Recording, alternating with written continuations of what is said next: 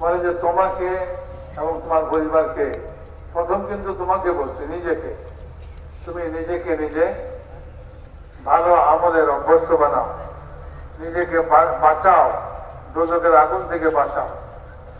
আর ওমর রাদিয়াল্লাহু তাআলা বলতেন যে নিজেকে ভালো কাজের অভ্যস্ত বানাও। কোন জমাত রওনা করলে ওই জমাতকে হেদায়েত দিতেন।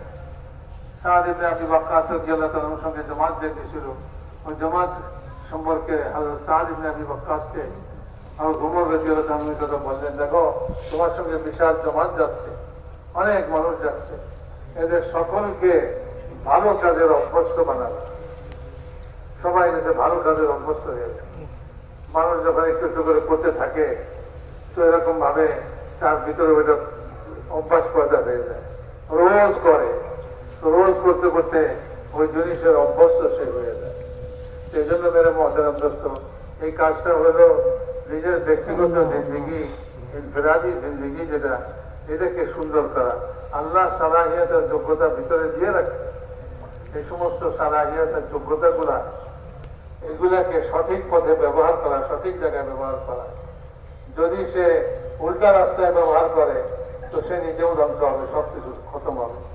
আর মেরে মহতারাম দোস্ত, যদি তাকওয়ার রাস্তায়, পরহেজগারির রাস্তায়, আল্লাহর বাঁচানোর রাস্তায় সে যদি নিজের এই যোগ্যতাকে লাগায়, তাইলে দুনিয়াতেও এর বদলা পাবে, আখিরাত দুনিয়াতেও এর বদলা পাবে, এবং বদলার উপরে আল্লাহ তাআলা বরকত জিন্দেগিতে दान कर दे।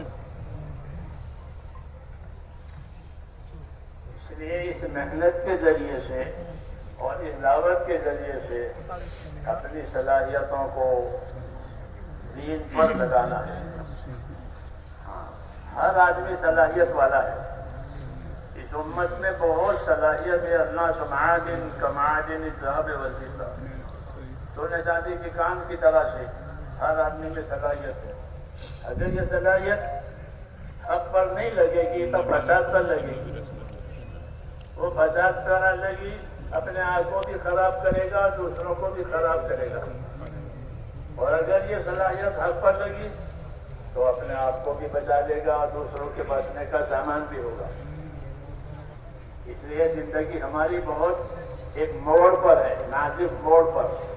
या तो इधर पलट गया तो हलाक हो गया, उधर पलट गया तो कामयाब हो गया। इसलिए अपने आप को हमेशा इस मोड़ पर समझे, मुझे अपने आप को यहाँ से बचा करके ले जाना है। अपने आप को यहाँ से बचा करके ले जाना है, फंस करके नहीं जाना है कि फंस गया, कि फंसना नहीं है, बल्कि अपने आप को यहाँ से बचा करके ले जाना है। बचने की दावत दी है, नारा, बचाओ अपने आप को, अपने अहल को दुश्मन क्या। तो भाई मेरे मोहतरम दोस्तों, अल्लाह प्रत्येक মানুষের মধ্যে যোগ্যতা দিচ্ছেন, অসংখ্য যোগ্যতা আল্লাহ তাআলা প্রত্যেক মানুষের মধ্যে দিচ্ছেন।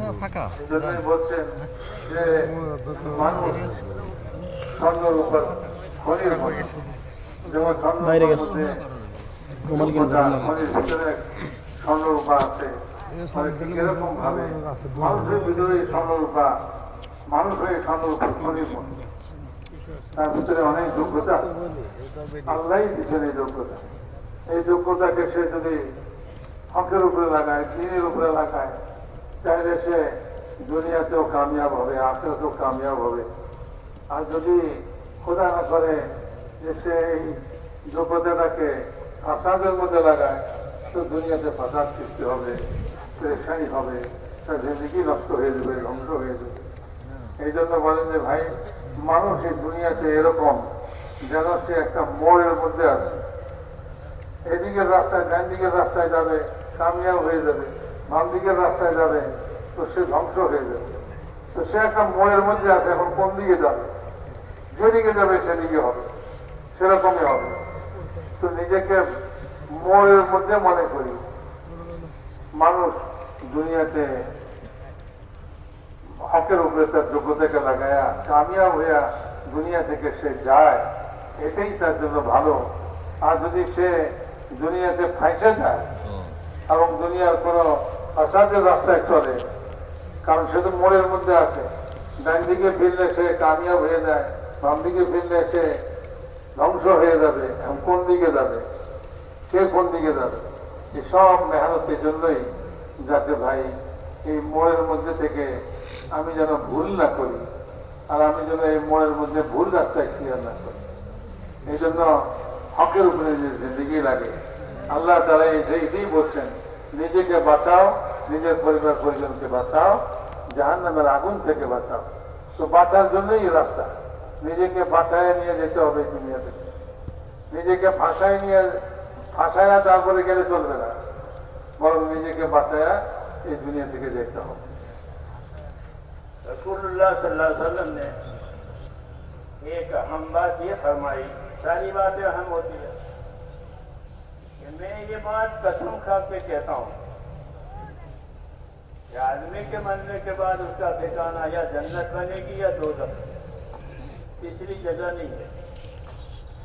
ये कसम खा के लोगों के सामने बात करें, वल्लज़ी नफ्सु मुहम्मदिन बियदिही मा बअदल मौति दारुन इल्ला जन्नत व नार।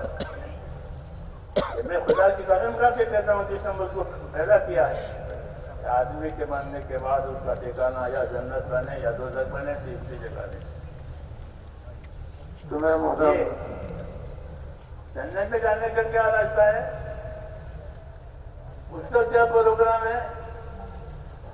तो उसको फरमाया, मन अकल तय्यबन व अमिल बिसुन्नती व अमीन अन्नास बवायतहु दखलल जन्नह, कि जिसने हलाल खाना खाया और नेक अमल किया और उसकी जात से किसी को कोई तकलीफ नहीं पहुंची, तो वो तो जन्नत में गया। ये आसान प्रोग्राम जन्नत में जाने का, कि हलाल रोजी खाए, सुन्नतों पर अमल करे और ये एहतियात करे कि मेरी जात से किसी को कोई तकलीफ ना हो। ये प्रोग्राम जन्नत में जाने का बताया। इसलिए मेरे भाइयों, ये बातें इसीलिए कही जाती है कि ये चीजें हमारी जिंदगी में आवे। তোমার যে ভাই রাসূল পাক সাল্লাল্লাহু আলাইহি ওয়াসাল্লাম অত্যন্ত গুরুত্বপূর্ণ একটা কথা বলছে। হুজুরের সব কথাই গুরুত্বপূর্ণ, তবে এটাও একটা গুরুত্বপূর্ণ কথা যে রাসূল পাক সাল্লাল্লাহু আলাইহি ওয়াসাল্লাম আল্লাহ পাকের কসম খেয়ে বলছে, ওয়াল্লাযী নাফসু মুহাম্মাদিন বিয়াদিহি, মুহাম্মাদের জান যার হাতে তার কসম, তিনি তো হলেন আল্লাহ। তো আল্লাহ পাকের নামে কসম খেয়ে তিনি বলতেছেন, মৃত্যুর পরে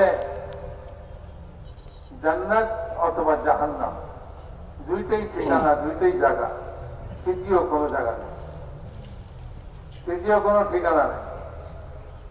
হয় জান্নাত আর না হলে জাহান্নাম। মৃত্যুর পরে এই দুই ঠিকানা ছাড়া আর কোনো ঠিকানা নেই। মেরে মহতারাম দোস্তার বুজুর্গ, এখন এই জান্নাত হয় মানুষ জান্নাতের দিকে যাবে, আর না হলে সে জাহান্নামে। তৃতীয় কোনো স্থান নাই যে ভাই জান্নাতেও গেল না, জাহান্নামেও গেল না, না এরকম কোন স্থান নেই। এখন জান্নাতে যাওয়ার যে দুনিয়াতে রাস্তা, সেটাও বলে দিচ্ছে, সেটাও বলে দিচ্ছে যে জান্নাতে কারা যাবে। মান আকালা তাইয়িবান, من أكل طيبا وعمل سنتي وعمل الناس مواعظا, মানে যে তিনটা কাজ বাতাই দিল। একটা হলো সে হালাল খাবে, হালাল খাবে। দুই নম্বর হলো সে সুন্নতের উপরে আমল করবে, রাসূলুল্লাহ সাল্লাল্লাহু আলাইহি ওয়াসাল্লামের বাতানো সুন্নতের উপরে আমল করবে। হালাল খাবে, সুন্নতের উপরে আমল করবে। আর হলো সমস্ত মানুষ তার থেকে নিরাপদ থাকবে, তার দ্বারা কারো যারা পরিমাণ কোনো কষ্ট না হয়, অন্য কাউকে সে কষ্ট না দেয়। মানুষ নিরাপদ থাকে তার কষ্ট থেকে, সে কাউকে কষ্ট দেয় না। এই তিনটা কাম যে করবে সে তার ঠিকানা জান্নাত হবে।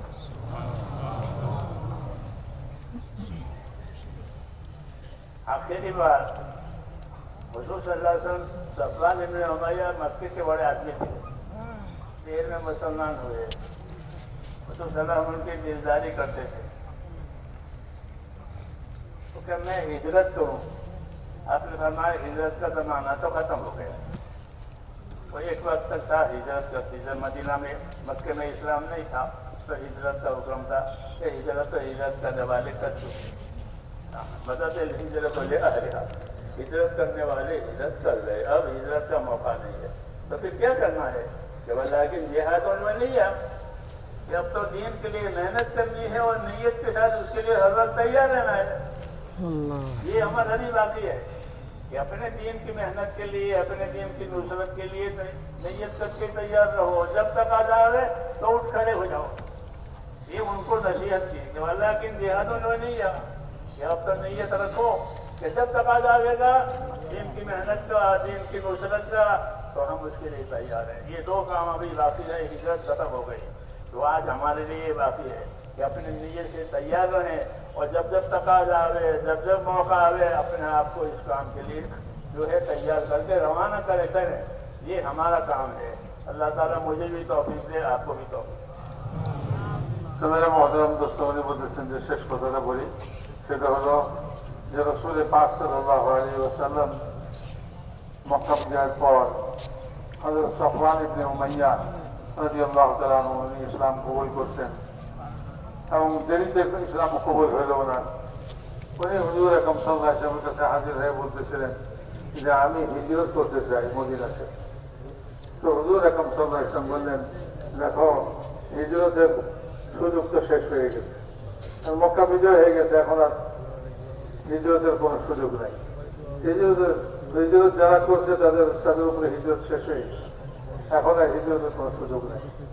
তবে একটা জিনিস বাকি আছে, সেটা হলো ওয়ালাকিন জিহাদুল ওয়ালিয়া, দ্বীনের জন্য মেহনত করা, আর হলো এই মেহনতের জন্য নিয়ত করে নিজেকে সদা প্রস্তুত রাখা। এই দুইটা জিনিস বাকি আছে।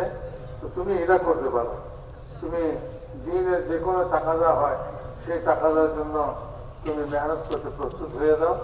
আর হলো এটার নিয়ত সবসময় তোমার ভিতরে থাকে এবং তুমি এটার জন্য প্রস্তুত থাকো সদা সর্বদা।